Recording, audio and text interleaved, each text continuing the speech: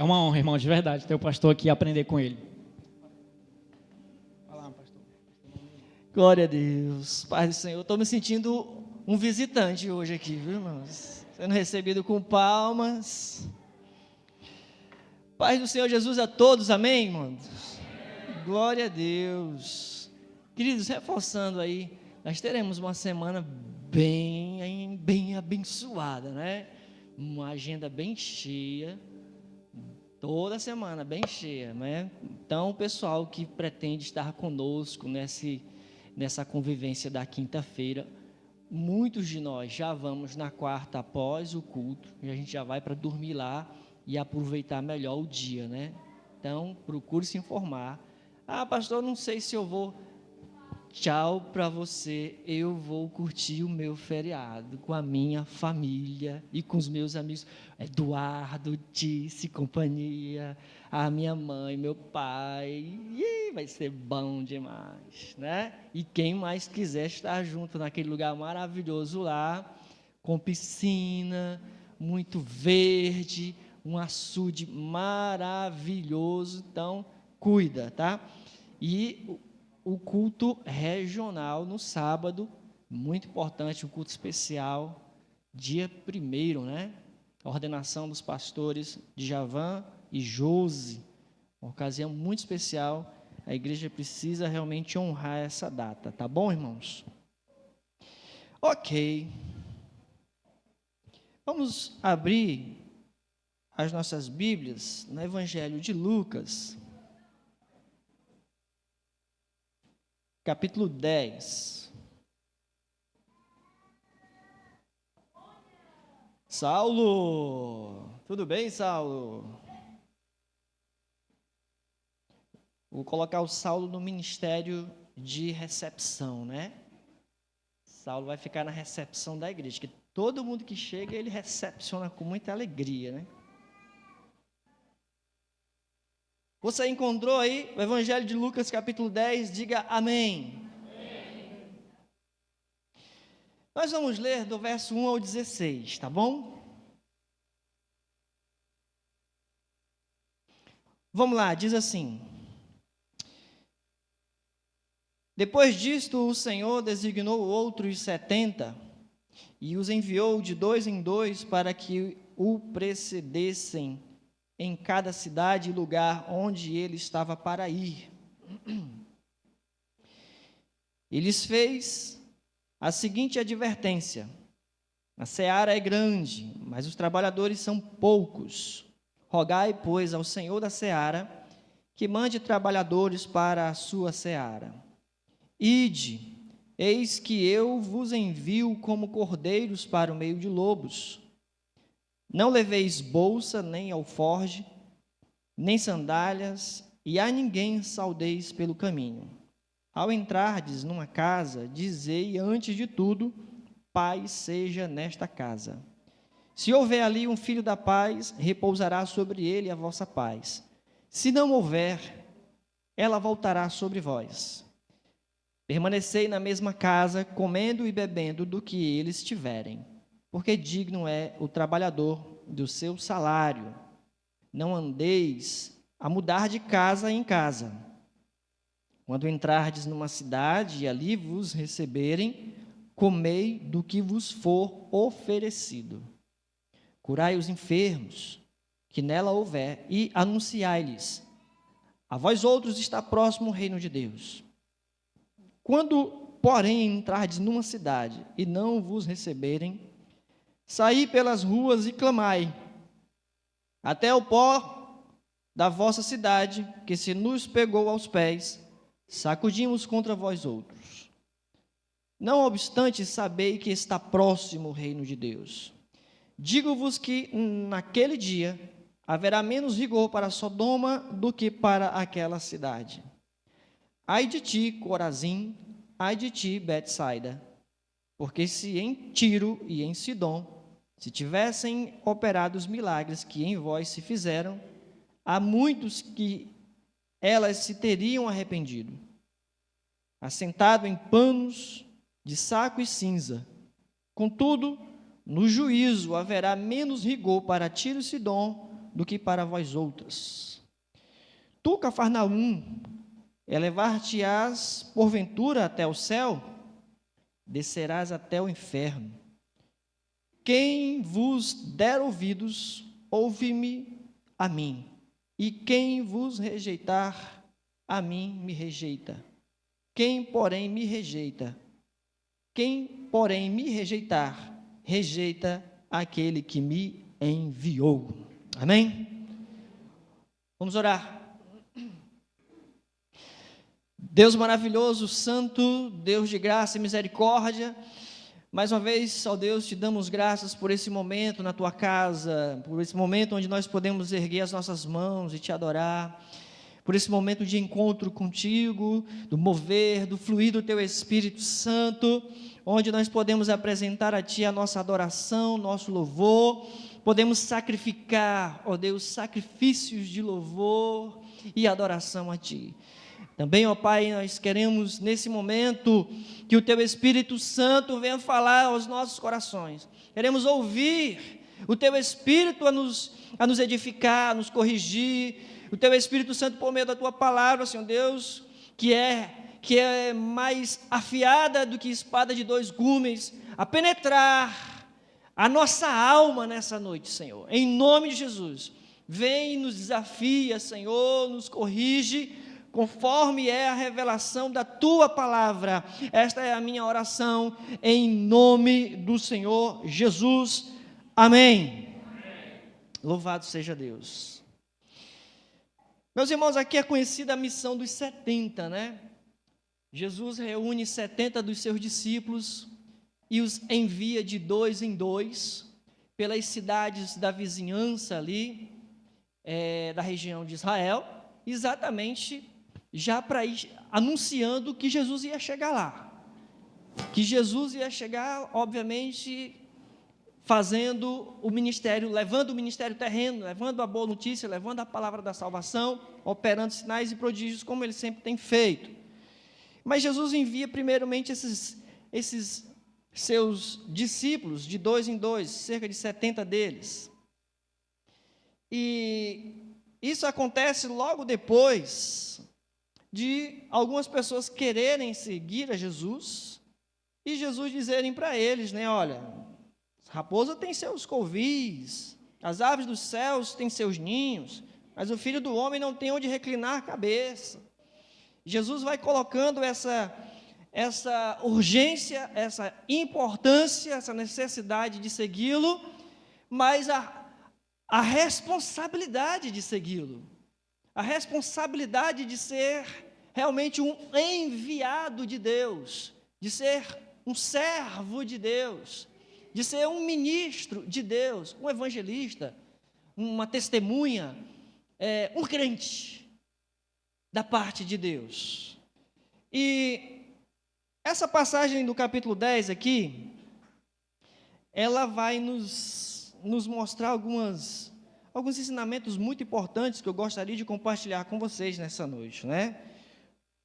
Algo que nós precisamos entender enquanto enviados de Deus, e também para aqueles que ouvem a palavra de Deus.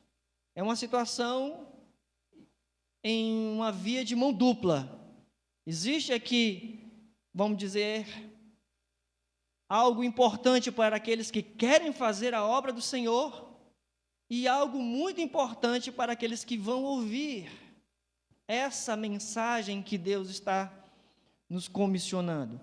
Uma vez que hoje é o nosso culto de missões, não é porque hoje é o culto de missões que nós vamos nos lembrar de missões. Nós não podemos nos esquecer de missões de forma alguma. Não dá para a gente apenas lembrar de missão apenas no culto de missões. A nossa vida aqui é uma missão, irmãos. A minha vida, a sua vida é uma missão. Nós estamos em missão. É o meu propósito de vida, enquanto crente, enquanto servo do Deus Altíssimo, e você também igualmente. Não apenas uma questão de vocação, mas aqueles que decidiram seguir a Jesus Cristo. Se você entender Os versos que antecedem, exatamente aqui no capítulo anterior, né, que antecede o capítulo 10 aqui, os versos anteriores, alguns querem seguir a Jesus, mas querem seguir depois deixa eu primeiro resolver isso aqui, depois te seguirei. Deixa eu resolver isso aqui, depois eu faço a tua vontade. Jesus disse, não é assim. Bom, vamos lá. Deixa eu falar aqui pelo menos 3 coisas muito importantes para aqueles que querem servir a Deus, querem fazer a obra do Senhor. Quantos querem fazer a obra do Senhor? Digam amém. Muito bem, a primeira coisa que eu quero destacar para nós hoje é que todo aquele que é enviado de Deus não deve carregar consigo coisas materiais. Veja bem, ou seja, deve viajar sem peso. A nossa caminhada aqui na terra, somos peregrinos, irmãos, então nós estamos numa viagem, entenda. Talvez para algumas pessoas isso vai sentido claro, né? Mas para outros ainda não. Mas o crente, ele está aqui numa peregrinação, nós somos peregrinos, nós estamos em terra estranha, a gente está aguardando a nossa pátria celestial. Quantos entendem isso? Digo amém. Nós vamos morar no céu com Jesus, irmão, eu sou extraterrestre mesmo, né? Eu não sou daqui, eu vou morar no céu com Jesus, e se o céu for aqui, esse lugar vai ser restaurado, amém? Mas enfim, vou para o céu, vou morar com Jesus, e enquanto isso, nós estamos peregrinando, estamos aqui numa missão, numa caminhada, e nós, enquanto enviados da parte de Deus, a gente não deve carregar muita coisa material. Veja que depois de Jesus chamar aqui os discípulos, o versículo 2 diz que Jesus começou a fazer algumas advertências. Primeiro foi, vamos lá, orem para que Deus mande trabalhadores para a sua seara, porque a seara é grande e existem poucos trabalhadores. E estes trabalhadores precisam entender algumas coisas importantes, que ele vai começar a falar a partir do versículo 4, né, em diante. Mas veja bem, começa com oração. Os trabalhadores precisam entender que nós precisamos orar. Estava vendo a Karen falando sobre aquela canção de Isaías 62, 62, quando Deus realmente promete, é uma promessa de restaurar a honra de Israel. Israel estava desonrado por causa do seu próprio pecado. Vivia um momento de vergonha, de cativeiro, né, de desterro, de não vida, uma situação realmente de ruína. E Deus promete restaurar Israel, e promete restaurar isso a partir dos seus atalaias, aqueles que estariam ali orando, intercedendo, mas não só intercedendo e orando, mas vigiando, cuidando, guardando, pregando, proclamando, para que realmente a graça de Deus se manifestasse no meio do povo, trazendo restauração. Esse é o papel da igreja também. Esse também é o papel da igreja, a missão da igreja, e são estes que o Senhor de Jesus também está enviando aqui de 2 em 2, com essa mesma missão.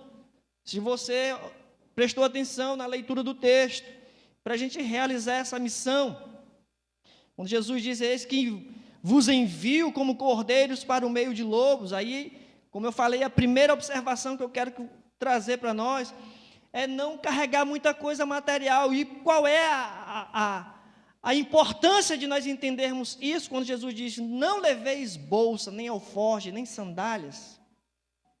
Ou seja, muita coisa material, muita coisa, muita estrutura, né? Muita estrutura para fazer a obra do Senhor. Porque alguém disse que seria fácil quando nós cuidamos muito das coisas terrenas, seria muito fácil nós nos enrolarmos com ela, nos engoldarmos com ela, se queremos fazer a obra de Deus, carregando muita coisa daqui, da terra, terrena, material, é muito fácil a gente simplesmente acabar se enrolando com ela, com as coisas materiais, com as coisas terrenas, e esquecermos da missão. Nos preocuparmos com o material, com a estrutura, com os mantimentos, nos preocuparmos tanto com estas coisas terrenas e materiais que acabaríamos nos esquecendo da missão.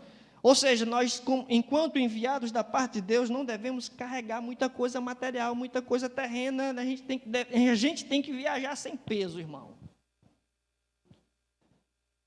Bota pouca coisa na mochila. Não carrega muita coisa. Se você observar, Jesus não diz para a gente levar nem bolsa, nem mochila. Não leveis bolsa, nem alforje, nem sandálias.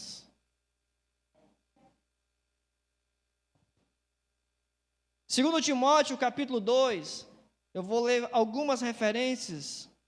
Os nossos amigos ali da mídia vão ser rápidos no gatilho, né? Billy the Kid lá. Segundo Timóteo, capítulo 2, os versículos 3 e 4. Eu vou ler nessa versão aqui, para não fazer confusão, tá bom? O que Paulo diz assim para Timóteo? Participa dos meus sofrimentos como bom soldado de Cristo Jesus. 3, 4.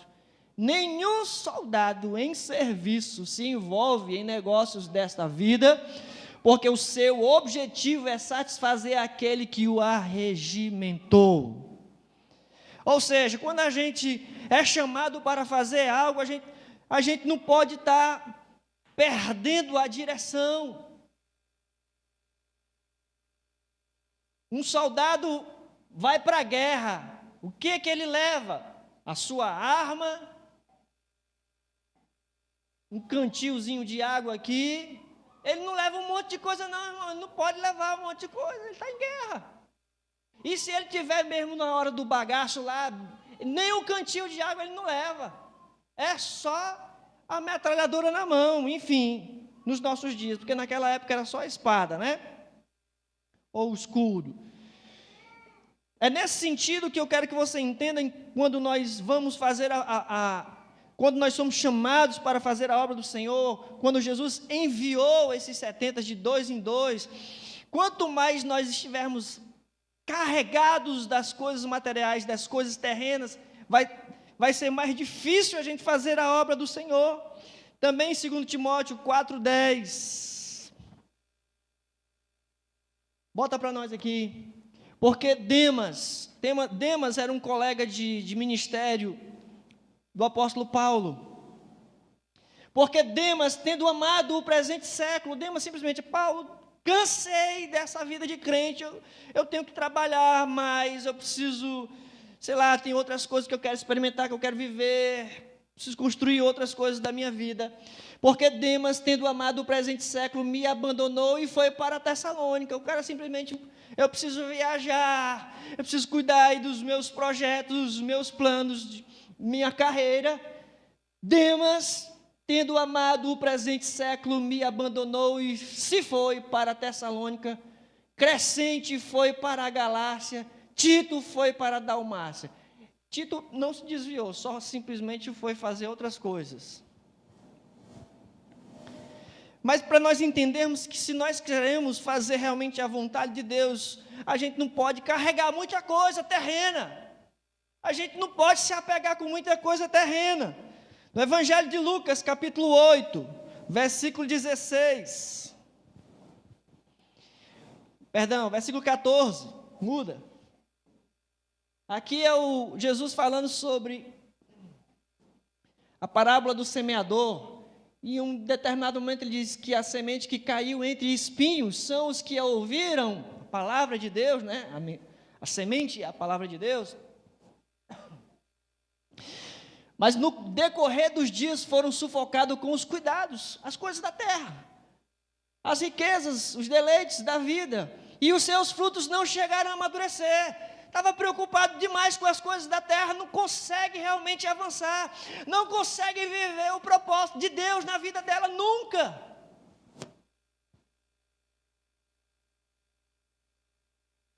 A minha vida dou a ti, Senhor. É bom de cantar, né, irmão? Eu não canso de dizer que uma vez eu ouvi um cara dizer que o momento em que os crentes mais mentem é na hora que eles estão cantando. Minha vida dou a ti, Senhor, rendido a ti estou, e para sempre cantarei, faz de mim o teu querer. Aí Jesus diz, vai lá, larga tudo e vai fazer a minha vontade. Espera aí, Jesus, que não foi isso que eu quis dizer, o senhor entendeu errado.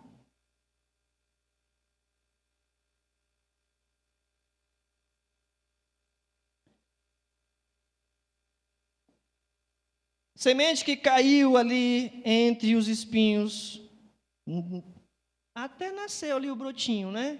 Nasceu o brotinho, mas ficou sufocado, não desenvolve, não dá fruto, não cresce. Hoje de manhã nós estávamos falando do fruto, de crescimento.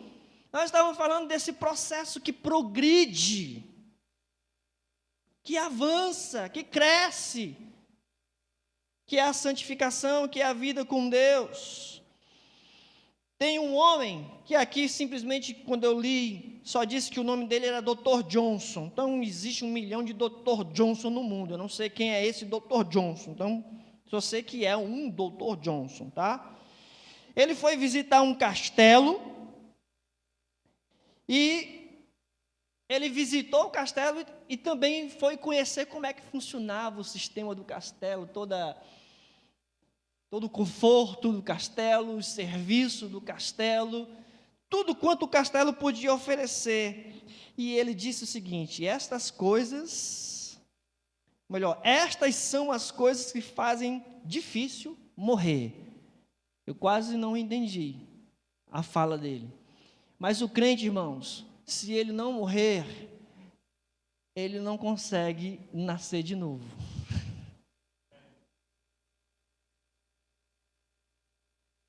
Aí é onde, por exemplo, Jesus vai confrontar um jovem rico. Isso tem no Evangelho de Mateus 19, no Evangelho de Marcos 10, no Evangelho de Lucas 18. Jesus confrontando um jovem rico, porque ele queria demais experimentar mais de Deus, e ele já tinha uma certa relação com Deus por meio dos mandamentos, mas ele disse, eu quero mais, e Jesus, muito bem, falta uma coisa para ti, vende tudo que você tem, dá aos pobres e vem, siga-me. E aí ele ficou triste. Eu entendi então quando o Dr. Johnson, depois de visitar esse castelo e conhecer todo o sistema que envolve ali a realeza, ele diz, essas coisas são difíceis, essas são as coisas que fazem difícil morrer. É difícil você abrir mão, é difícil você renunciar a essas coisas depois de experimentá-las. É muito bom. É muito bom, uma vez que você está naquela zona de conforto, com toda aquela estrutura confortável, e você tem que abrir mão disso para começar a fazer a obra de Deus. Nem sempre é assim, mas você precisa estar preparado para isso.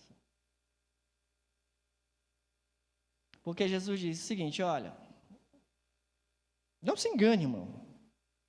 Os versos anteriores aqui, capítulo 9, indo eles, versículo 57, indo eles caminho fora, alguém lhe disse, seguir-te-ei, para onde quer que fores. Aí Jesus diz, mas as raposas têm o seu covil, as aves do céu, os ninhos, mas o filho do homem não tem onde reclinar a cabeça. Aí o outro disse assim, Senhor, vou te seguir. E ele respondeu primeiro, ele porém respondeu, permita-me ir primeiro sepultar meu pai. O pai não tinha morrido, só para entender, irmãos. Ele estava dizendo assim, espera só meu pai morrer. Quando meu pai morrer, aí então vou te seguir. Era essa a ideia, tá? Mas Jesus insistiu, deixa os mortos sepultar os seus mortos. Tu, porém, vai e prega o reino de Deus. Renúncia. O outro lhe disse, seguir-te-ei, Senhor, mas deixa-me primeiro despedir-me dos de casa. Mas Jesus lhe replicou, ninguém que tendo posto a mão no arado, olha para trás, está apto ou está preparado para servir no reino de Deus. Bom, não é uma mensagem que você consegue dizer muito glória a Deus, né? Mas você não pode estar enganado se você quer servir a Deus. Você não pode estar enganado. Jesus não nos enganou. Jesus não enganou a ninguém que quer servir a Deus, quer fazer a obra de Deus. A terra nunca deve obscurecer o céu. Eu não sou daqui. Para casa eu irei. É assim que diz a música? É? Voltarei. Não dá, irmão, para a gente ficar aqui engodado com as coisas do mundo. Não dá. Nós até estamos vivendo aqui e temos compromissos aqui, mas a gente não pode deixar a terra obscurecer o céu, senão a gente não faz a vontade de Deus. A gente não faz a vontade de Deus se a gente ficar aqui apegado a essas coisas aqui.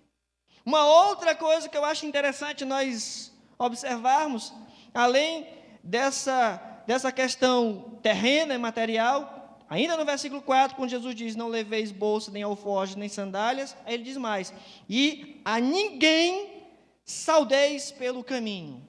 E a ninguém saudeis pelo caminho. O que Jesus quer que a gente entenda sobre isso?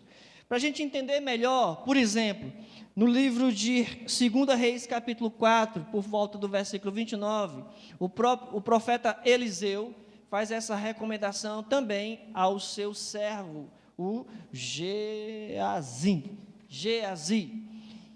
Por que ele faz essa recomendação ao seu servo Geazi? Qual era a situação? Havia uma criança que, até aquele momento, no entendimento do profeta Eliseu, a criança estava apenas doente, ele não sabia que ela já tinha morrido. Mas mesmo assim, ele entendia que era uma situação de urgência. E então ele disse para o servo dele, pega aqui o meu cajado, vai, não fala com ninguém, nem para dar bom dia, boa tarde, boa noite, vai direto à casa da viúva lá, né, onde o menino dela está doente, já estava morto, né. E então, para nós entendermos exatamente a mesma situação, quando Jesus diz, a ninguém saudeis pelo caminho, não é uma situação para a gente não ser gentil, cortês, mas significa que o servo de Deus, o homem de Deus, não deve voltar-se nem deter-se em coisas menos importantes do que o que você tem para fazer, do que você foi orientado a fazer. Quando Eliseu orientou o seu servo Geazi, vai lá, era algo importante, então ele não poderia se deter com coisas menos importantes do que aquilo que ele foi chamado a fazer. Se Deus nos chamou a fazermos alguma coisa, se Deus diz, vai, prega o evangelho a toda criatura, se Deus diz, Ronaldo, eu tenho uma tarefa para você, vá lá e faça, aí o Ronaldo sai, e antes dele fazer a tarefa, ele para ali na esquina e conversa com alguém. O Cícero gosta de brincar dizendo o seguinte, né? Sempre tem uma brincadeira. O cara sai de manhã para comprar o pão e ele chega de noite com a janta, porque ele fica em cada esquina, em cada lugar, conversando com os vizinhos, se distraindo. Não entende a urgência de se pregar o evangelho. Quando Jesus nos chamou para fazer alguma coisa, aqui quando Jesus comissionou os 70, olha, não conversa com ninguém pelo caminho. Ou seja, tenha cuidado para as coisas menos importantes não tomar o lugar daquilo que é importante, que é urgente. Não dá, irmão.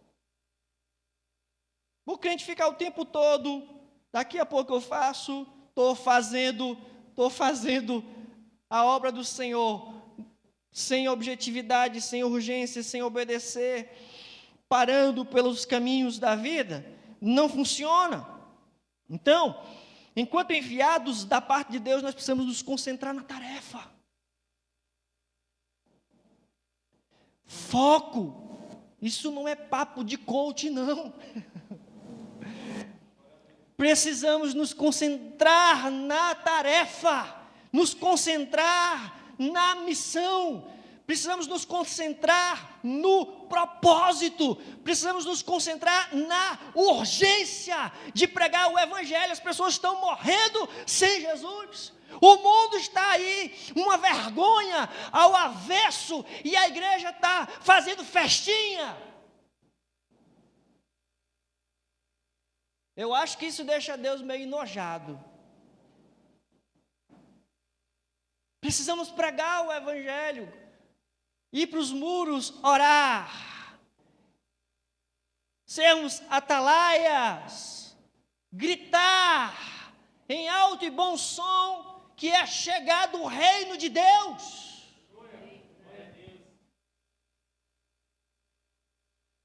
A gente fica pensando, qual a próxima atividade?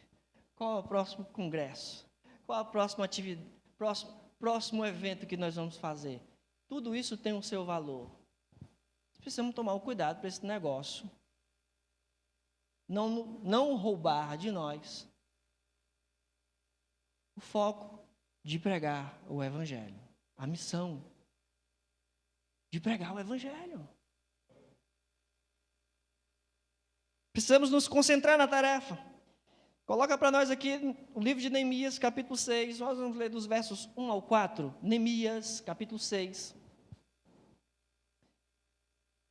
Para você se situar na história, Neemias, ele vive depois do período em que Israel foi assolado pela Babilônia, né? Israel já havia sofrido por uma invasão da Assíria e sofreu realmente uma segunda invasão muito mais devastadora do Império Babilônico. E aí, anos mais tarde, já com o Império Persa, que não precisou mais assolar Israel, porque Israel já não existia, só era ruína. Mas Neemias já trabalhando lá, vamos assim dizer, perto do rei, Neemias já entende a necessidade de voltar e reconstruir os muros de Israel, reconstruir a cidade e tal. E aí, nessa reconstrução, que é uma tarefa importante, uma missão importante, inimigos se levantaram para impedir essa tarefa importante. E aqui nesse capítulo 6 nós temos uma lição importante, do verso 1, filhinho. Isso. Olha os inimigos aí, é o Sabalate. Bota o nome dos teus filhos desse nome aqui não. Além de ser feio, ainda tem uma conexão com coisa ruim, né? Tendo ouvido Sambalate, Tobias, Gesem, o arábio, e o resto dos nossos inimigos que eu tinha edificado o muro, Neemias está falando isso aqui, tá? Ele estava trabalhando na edificação do muro. Que eu tinha edificado o muro e que nele já não havia brecha nenhuma, ainda que até este tempo não tinha posto as portas nos portais, 2. Sambalate e Gesem mandaram dizer-me: vem encontrar-nos nas aldeias, no vale de Ono, ou Uno, tanto faz, como tiver na sua Bíblia. Porém, intentavam fazer-me o mal. Neemias já sabia que eles estavam com segundas intenções, plano ruim. Enviei-lhes mensageiro a dizer: estou fazendo grande obra, de modo que não poderei descer, não tenho tempo para vocês. Porque cessaria a obra enquanto eu a deixasse e fosse ter convosco? Por que eu vou abrir mão do que eu estou fazendo aqui, que é uma coisa importante para eu ir me encontrar com vocês, tomar café, se eu não tenho nem comunhão com vocês? Vou não. Verso 4. Não foi só uma vez não, e nem foi só 4 vezes, mas por 4 vezes me enviaram o mesmo pedido. Eu, porém, lhes dei sempre a mesma resposta. Para Neemias era o seguinte: não tenho tempo a perder, estou focado na tarefa que Deus me confiou. Foco na tarefa. Meu irmão, tem 20 anos que eu sou pastor dessa igreja aqui. mas já apareceu tanta coisa para bagunçar a cabeça da gente, para fazer a gente olhar para um lado, para olhar para o outro, que se você realmente não manter o foco, olhar para a tarefa que Deus te chamou para fazer, já tinha pirado o cabeção e ido embora, né? É exatamente a ideia quando Jesus diz aqui sobre não saudeis a ninguém pelo caminho. É para nós realmente, como servos de Deus, estarmos focados, concentrados na tarefa. Meu irmão, vai aparecer uma série de coisas. Quando a gente ora, por exemplo, pastor, estou orando por um emprego, cuidado para essa porta não se abrir, sendo uma porta que o diabo abriu. Ah, pastor, estou orando para entrar na faculdade. Cuidado, que o diabo também pode abrir porta assim, simplesmente para acabar com o teu foco de fazer a tarefa, de executar o plano que Deus tem para você. Eu não estou dizendo que trabalho é problema, não estou dizendo que faculdade é problema, mas a gente tem que orar para discernir, Lá em casa a gente tem esse hábito, vamos lá, vamos orar para ver se isso aqui vai atrapalhar a nossa vida. Eu sempre dou o testemunho aqui que na minha juventude, eu sempre fui meio empreendedor, né? Junto com a Denise eu já botei uma locadora de videogame, né? Eu já coloquei uma lanchonete, a gente já vendeu bugiganga, relógio, essas coisas assim. Mas tudo isso, quando começou a atrapalhar a tarefa que Deus tem para as nossas vidas, a gente simplesmente dizia, não vou fazer esse negócio não. Tudo aquilo que realmente impedia da gente fazer aquilo que Deus tinha colocado como tarefa, missão nos nossos corações, a gente simplesmente dizia, não faço mais. Não faço mais. Quem quer fazer a obra do Senhor, meus amados irmãos, precisa se concentrar na importância dessa mesma obra. Neemias via na sua tarefa, no seu trabalho, na obra que ele estava fazendo, ele enxergava de maneira adequada, ou seja, eu não vou parar de fazer esta grande obra para ir me encontrar com vocês. Ele enxergava de maneira adequada. O crente precisa ter a mesma visão adequada da tarefa que Cristo tem nos dado. A presença de Neemias em Jerusalém era extremamente necessária para que aquela tarefa fosse completa, cumprida. Tu já pensou se Neemias pensa assim? Tem muita gente para fazer o que eu faço. Vou me encontrar com esses caras, ver o que eles querem. Como tem muita gente que muitas vezes, muitos de nós pensamos assim, tem muita gente pregando, tem muita gente no ministério de evangelismo, né? Não tem muita gente no ministério de evangelismo? Tem não, irmão. A seara é grande, os trabalhadores são poucos. Gente, falando nisso, nós teremos exatamente um treinamento para poder explodir um pouco mais, alavancar um pouco mais, nós nos tornarmos uma igreja com o hábito de evangelismo. Para nós sermos não uma habilidade adquirida, mas ser uma coisa habitual, é o que nós fazermos isso de forma espontânea, natural. No dia, me recorde aí, irmão Joel, se é dia 7, 8 ou é 6 e 7? Só me lembre aí, é um treinamento que vai ter aqui na igreja, é uma sexta-noite, a gente começa com a sentinela de oração, porque tudo começa com oração, 7 e 8 de junho, tem um link lá para você se inscrever totalmente de graça, vai receber um material lindo e maravilhoso, de graça, se inscreva, participe. Para que se inscrever então, pastor? Para poder separar o material para lhe dar, é de graça, vem de outro estado esse material. Totalmente de graça, a igreja foi abençoada com isso. Na sexta à noite, sentinela de oração, que todo evangelismo começa com oração, orando nos muros de Jerusalém. Toda a obra de Deus começa com oração, sentinela de oração.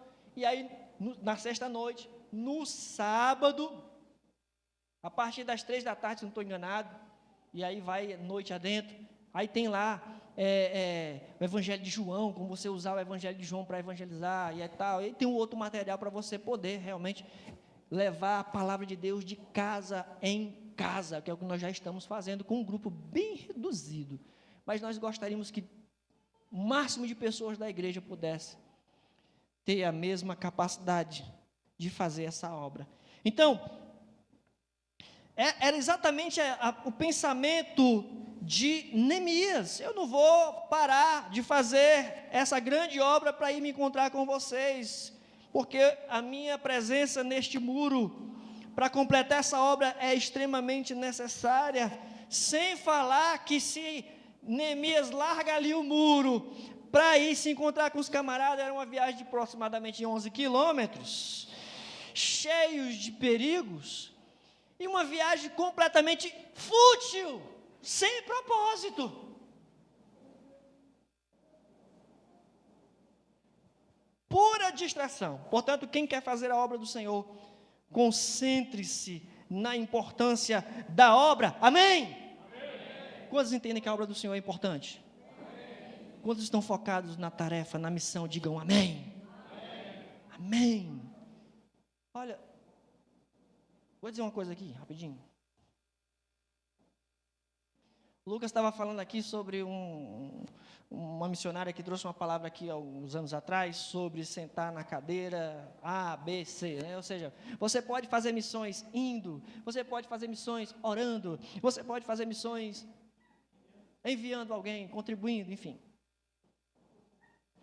A gente acaba compreendendo mal esse tipo de afirmação, fica às vezes mal compreendido, porque você pensa assim, ou isso ou aquilo. Não, você pode fazer todas as coisas. Agora, se você não consegue fazer todas, se você não consegue ir, porque você não consegue ir mesmo, então, ora, contribui, mas continue evangelizando onde você estiver. Não é só uma coisa ou outra, você tem que fazer tudo. O missionário que vai, ele vai, mas lá ele vai contribuir de algum jeito, ele vai orar de algum jeito, ele também tem que fazer isso. Então não é fazer uma coisa em detrimento da outra, ou seja, Deus me chamou só para orar. Não, irmão. Eu não vejo nenhum lugar na Bíblia que Deus chamou as pessoas só para orar. Não consigo enxergar na Bíblia, meu chamado é orar. Eu não entendo isso à luz da palavra de Deus. Deus chamou a todos igualmente. É claro que existem vocações, aí um para apóstolo, outro para mestre, outras coisas. Mas todo crente é testemunha, todo crente ora, todo crente fala, todo crente contribui de alguma forma. Todo crente. Fecha o parênteses. Uma terceira coisa sobre nós que somos chamados para essa grande tarefa, lá no versículo 7 do texto de Lucas 10, Jesus diz o seguinte: permanecei na mesma casa, comendo e bebendo do que eles tiverem, porque digno é o trabalhador do seu salário. Não andeis a mudar de casa em casa. A gente está vivendo um tempo completamente complicado, irmãos. Você vai convidar um pregador, o camarada, se for de fora, quero um hotel de 5 estrelas, quero um cachê de tanto, cachê não, uma oferta voluntária de X reais. Como é que é voluntária de X reais, né? Hotel, não fico na casa dos irmãos, hotel. Irmão, isso não é coisa de crente, não está na Bíblia isso aí. Esse não é o enviado de Deus. Mas a gente tem que honrar. Ok, você quer honrar? Pode honrar, mas se a pessoa estiver exigindo, ele não é enviado de Deus. Se ele está exigindo, ele não é enviado da parte de Deus. Não tenho medo do que eu estou dizendo. Se a igreja quer oferecer, ok, Mas se a pessoa exige, não. Então a igreja tem que aprender. A igreja precisa aprender, porque senão a igreja corrompe os seus profetas. A igreja prostitui os seus profetas com esse tipo de comportamento, pagando os profetas.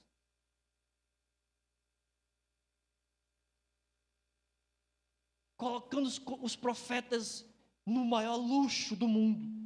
Jesus diz o seguinte, eu repito o versículo 7, permanecei na mesma casa, não fica saindo, se é pobre, fica lá. Se tem só feijão, o pastor não gosta de feijão, o Levi não gosta de feijão. Eu disse, Levi, o que tem para comer é feijão? Come. Né, Levi? Tu tem que fazer parte da mensagem. Come feijão.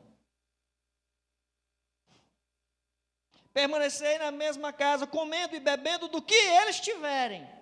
Você não vai exigir nada do que eles tiverem, porque digno é o trabalhador do seu salário. E aí, por exemplo, eu estou lá trabalhando, eu estou fazendo a obra do Senhor, eu sou digno de que eu coma alguma coisa. Então, eles vão realmente me dar alguma coisa para comer. Mas eu não vou exigir nada do que eles tiverem. Você entende como é que funciona, irmão? Eu não vou exigir um camarim com uma mesa de frios, de frutas, de drinks. Eu não sou uma estrela gospel. A gente tem que parar com isso, irmão. A igreja precisa parar com esse tipo de comportamento com os seus profetas ou com os enviados da parte de Deus. Permanecei na casa comendo e bebendo do que eles tiverem, porque digno é o trabalhador do seu salário. Deve comer o que lhe é servido e dar glória a Deus. Não deve ficar de casa em casa. Oh, meu Deus do céu, essa casa aqui é uma tribulação. Não tem uma casa melhor? Não tem. Não tem que estar procurando uma casa melhor. Não deve ir de casa em casa procurando alguém que possa lhe dar algo melhor ou mais cômodo. Ai, não tem calor. Eu queria um quarto com ar-condicionado. Eu vou até para debaixo da ponte se tiver um ar-condicionado, né, amor?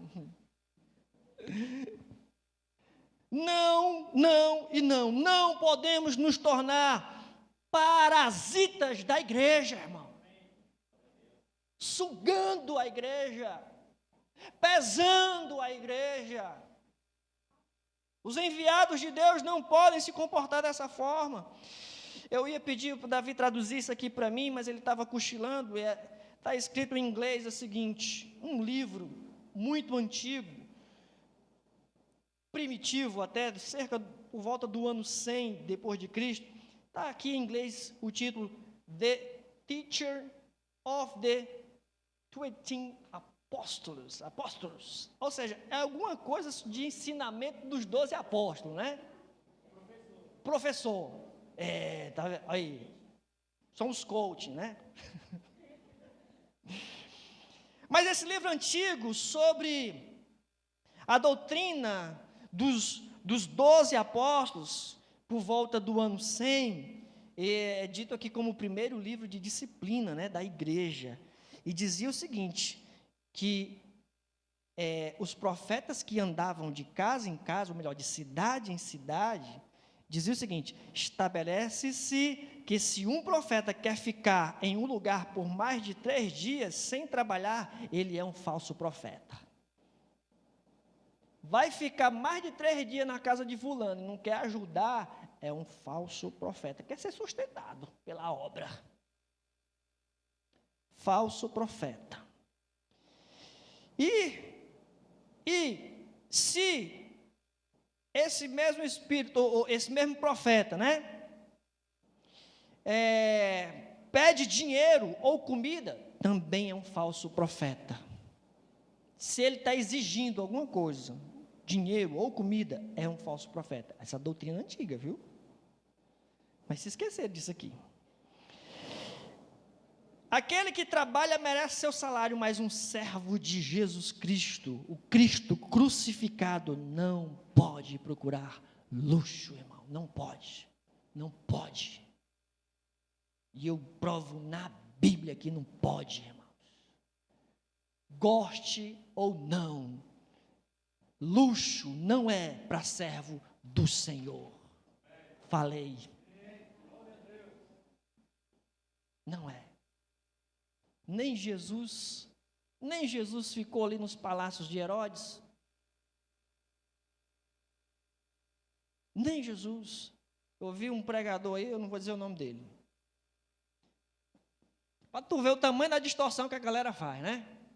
Jesus tinha uma casa à beira-mar. Você já deve ter ouvido isso aí, né? Quem disse que Jesus não era rico? Tinha uma casa à beira-mar, tinha uma empresa, uma carpintaria. Enquanto os outros levavam 10, 15 meses para fazer uma mesa, Jesus fazia numa semana e já estava pronto ali o trabalho. Meu irmão, esse negócio é desonesto demais. Para dizer que Jesus vivia no luxo. Meu irmão, não é questão de viver na pobreza. Escute. Eu não estou fazendo apologia à pobreza, eu estou denunciando esse negócio aqui, de exigir que a igreja me coloque numa situação melhor financeira. Tu quer ganhar dinheiro? Bota a tua empresa, não vira pastor não, nem servo de Deus. Quando eu vim para cá, eu faço questão de dizer isso aqui, a igreja me ofereceu um salário, bem pouco. Bem menos que eu ganhava como funcionário da Apivida na época. Mas eu aceitei, porque eu não queria fazer a obra do Senhor por dinheiro, como ainda hoje não quero. E para vocês terem ideia, eu mesmo diminuí meu salário, reajustei para baixo. Enquanto as pessoas reajustam para cima, eu disse, não, eu vou reajustar para baixo. E as minhas necessidades aumentaram. Não falo com orgulho, mas eu fui fazer Uber, preferi fazer Uber para pagar as minhas contas do que trazer ônus para a igreja. Só fazer um outro parênteses bem importante. O Uber não me atrapalha de fazer a obra de Deus. Paulo construía tendas enquanto ele fazia o trabalho missionário. Fazia tendas enquanto fazia a obra missionária. Contava também com a ajuda dos irmãos. Mas entenda, irmãos, essa questão. 1 Timóteo capítulo 6, bota para nós aqui, mídia. Eu estou ouvindo pouco, glória a Deus, tem um silêncio ensurdecedor. Nem o Saulo diz mais nada, né? 1 Timóteo 6, os versículos 8, 9 e 10, meu querido. Aê, isso. Olha o que Paulo diz aqui. Para o servo do Senhor. Tendo sustento e com que nos vestir, estejamos contentes. Pronto, está bom demais. Verso 9. Ora, os que querem ficar ricos caem em tentação e cilada, e em muitas concupiscências insensatas e perniciosas, as quais afogam os homens na ruína e perdição. Bota outro. 10. Porque o amor do dinheiro é raiz de todos os males, e alguns nessa cobiça se desviaram da fé e a si mesmos se atormentaram com muitas dores, irmãos. Eu não sei como é que as pessoas não conseguem, não leem a Bíblia. Não leem a Bíblia. Jesus era humilde, simples, os apóstolos eram humildes, simples, e os grandes homens de Deus hoje, cercados de segurança, cobrando ofertas voluntárias de 30 mil para vir pregar. Olha, eu prego de graça. Me chama, eu pago até minha gasolina. Vou. Gênesis, capítulo 13, versículos 10, 11, 12, 13, para a gente ganhar tempo, porque o horário está avançado. Abraão chega para o seu sobrinho Ló e diz: olha, o nosso negócio cresceu muito aqui. Se você for para a direita, eu vou para a esquerda.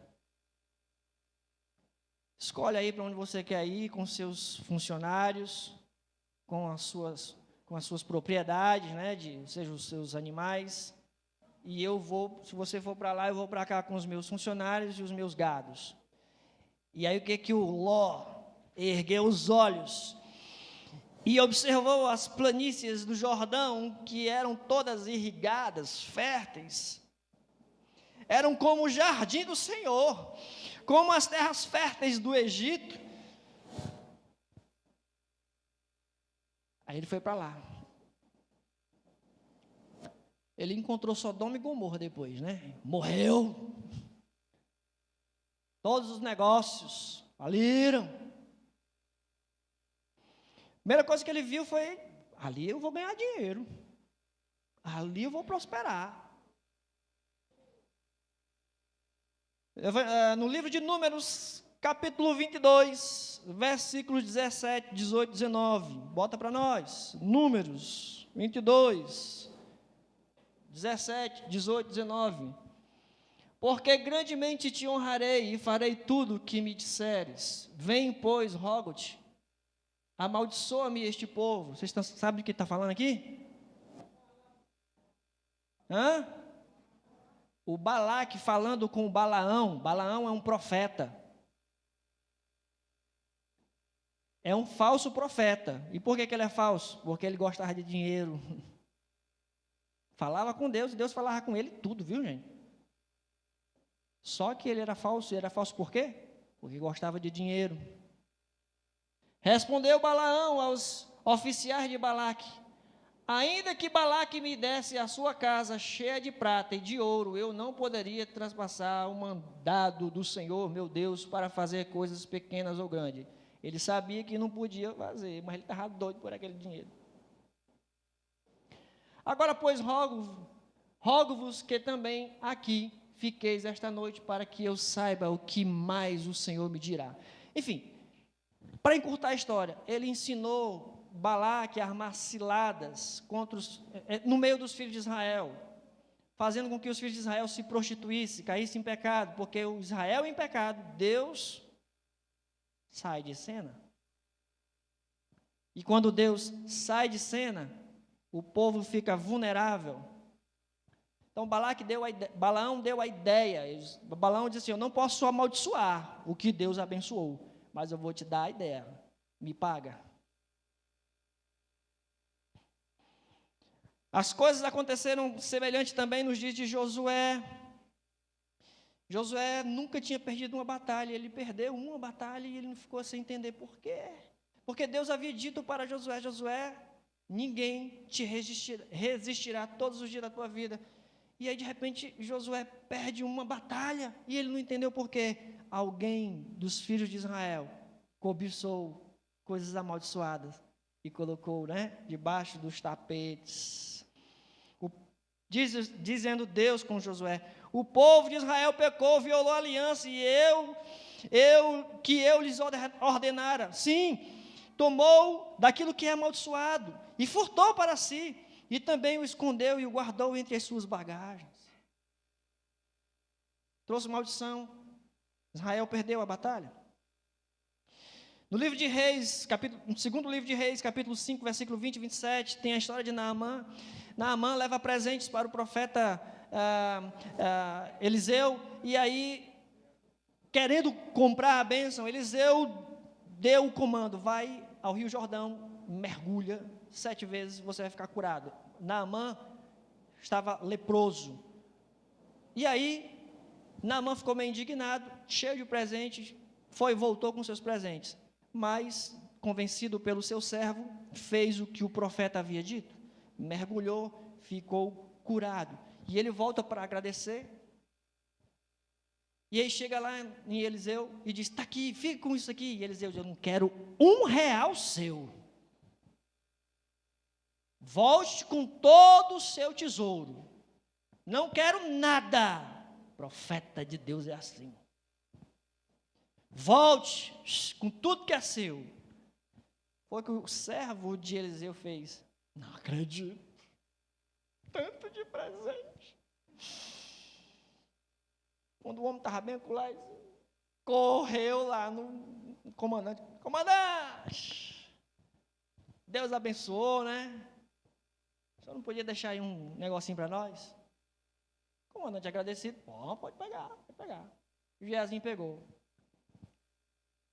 E quando o profeta, né, Deus já fala para o profeta Eliseu diz, olha, tu pegou, caia sobre ti a lepra de Naamã. Ficou leproso, na hora.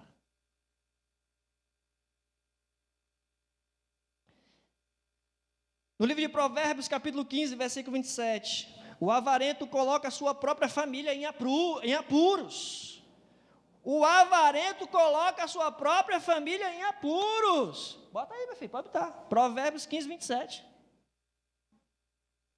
O que é ávido por lucro, desonesto, transtorna a sua casa, sua própria família. Mas o que odeia o suborno, esse viverá. Provérbios 20, 21. A conquista enganosa ou gananciosa é antecipada de uma herança, não terá um final abençoado. Bota aí para ver na outra tradução. Provérbios 20, 21. A posse antecipada de uma herança, no fim, não será abençoada. O filho pródigo, me dá a minha bênção, me dá a minha bênção. Filho pródigo, me dá a minha bênção, meu direito. E o pai deu. Vai lá, tudo bem. Não tinha obrigação de dar, mas deu. Saiu. Foi abençoado? Não. Não foi abençoado. Quem realmente ficar cego pelo dinheiro, quem ficar cego, avarento pelo dinheiro, e principalmente quem é servo do Senhor, que quiser lucrar com a fé, vai para o inferno.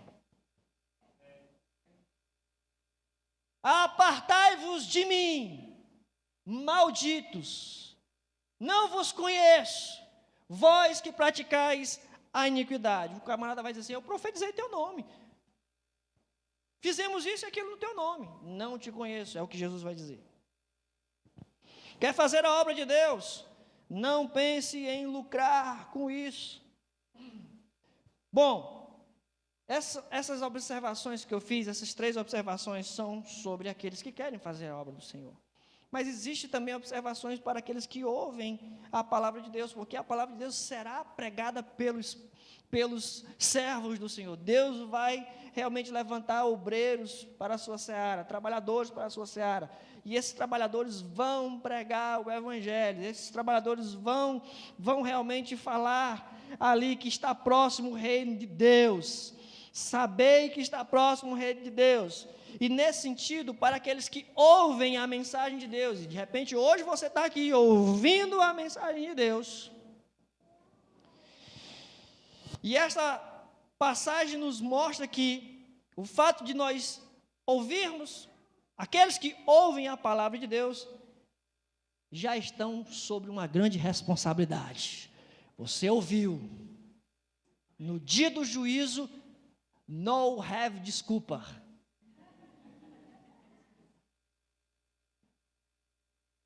Eu não sabia, Jesus, eu fui pego de surpresa com esse julgamento aqui. Não. Você ouviu.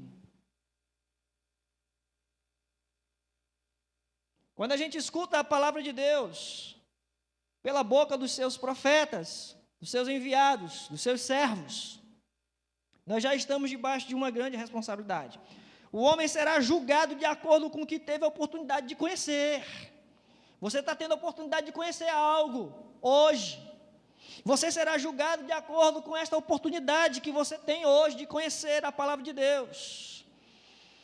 Existem coisas que você vai, por exemplo, se uma criança entrou no supermercado e aí pegou um bombonzinho e trouxe para casa no bolso. Uma criança.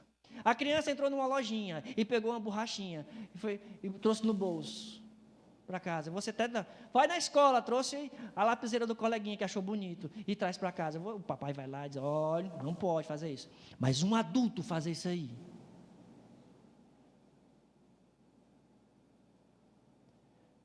Algumas coisas a gente vai relevar com as crianças porque elas não têm maturidade, não têm conhecimento.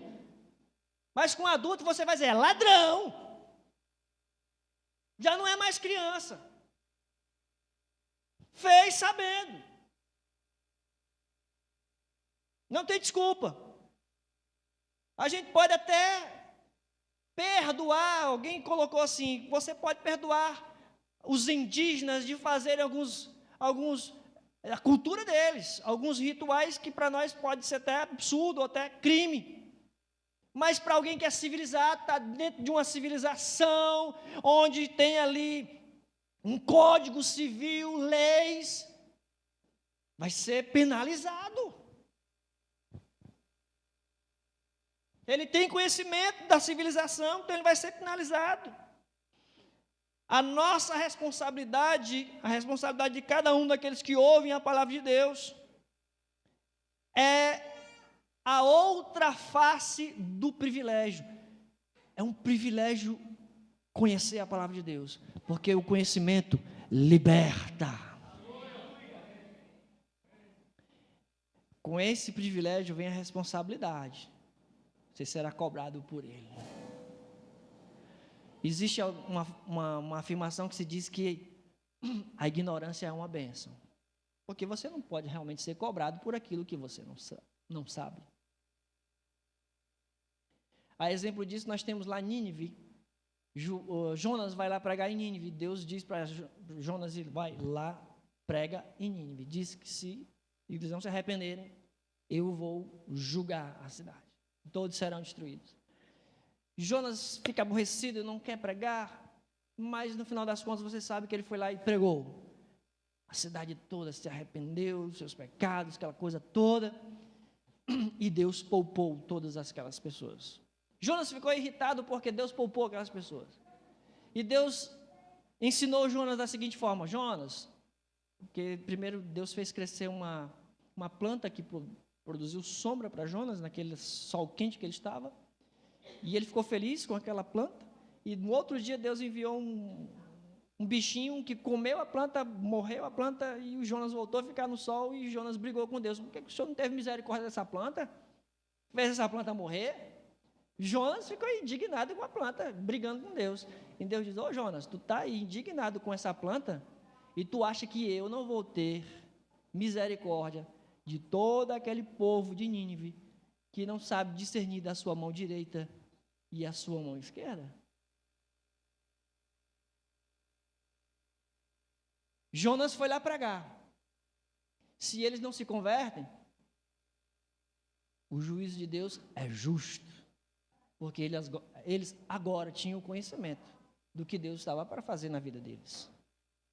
É exatamente o privilégio de ouvir a mensagem de Deus, mas essa moeda tem duas faces, e o outro lado é a responsabilidade, que é o que vem em seguida, quando Jesus diz o seguinte, aqui nos versículos 12, quando ele fala: se a cidade não atender, né, aquele chamado, versículo 11: até o pó da vossa cidade, que se nos apegou aos pés, sacudimos contra vós outros. Não obstante, sabei que está próximo o reino de Deus. E digo-vos que naquele dia, o dia do juízo de Deus, haverá menos rigor para Sodoma do que para aquela cidade. Aquele povo, aquelas pessoas que não ouviram a palavra de Deus, que não deram crédito à palavra de Deus, que não corresponderam ou responderam à mensagem de Deus. Ouviram, mas não creram, não responderam àquela mensagem da palavra de Deus. Jesus diz: digo-vos que naquele dia haverá menos rigor para Sodoma do que para aquela cidade. Você pensa que Deus vai usar o mesmo critério sobre a minha vida que sobre a vida de um índio, de um indígena? Absolutamente não, irmãos. o que eu sei da parte de Deus é bem maior do que o indígena sabe. O privilégio que eu tenho de saber da parte de Deus é uma grande responsabilidade, porque serei cobrado. É nesse sentido que algo terrível, rechaçar, recusar a palavra ou o convite de Deus. Quando Jesus, aqui no versículo 12, usa Sodoma, vamos assim dizer, uma cidade ícone da iniquidade, né, antiga, Sodoma, exponencialmente iníqua. Rejeitar a palavra de Deus é pior do que era a situação de Sodoma. Ou seja, em certo sentido, toda a promessa de Deus, né, a bênção de Deus, né, revelada nas Escrituras, toda a promessa de Deus que o homem já ouviu, se Deus prometeu algo para nós, para mim, para você, que nós ouvimos as promessas de Deus, pode se converter em uma condenação se simplesmente a rejeitar. Outro dia eu estava assistindo um podcast e o cara estava dizendo como é que pode as pessoas dizerem que na Santa Ceia as pessoas vão ser condenadas, um ambiente de amor, um ambiente de pura graça e haver condenação. O apóstolo Paulo mesmo diz que quem come, come juízo para si.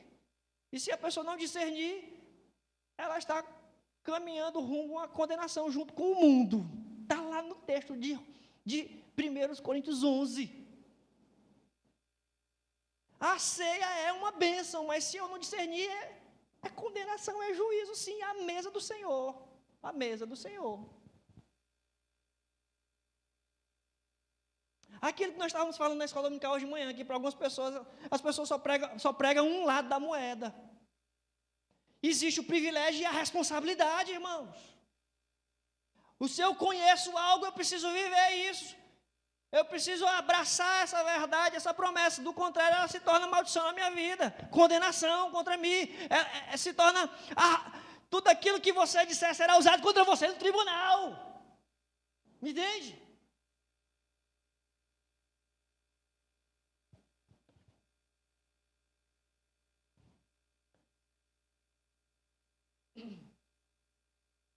Versículo 13.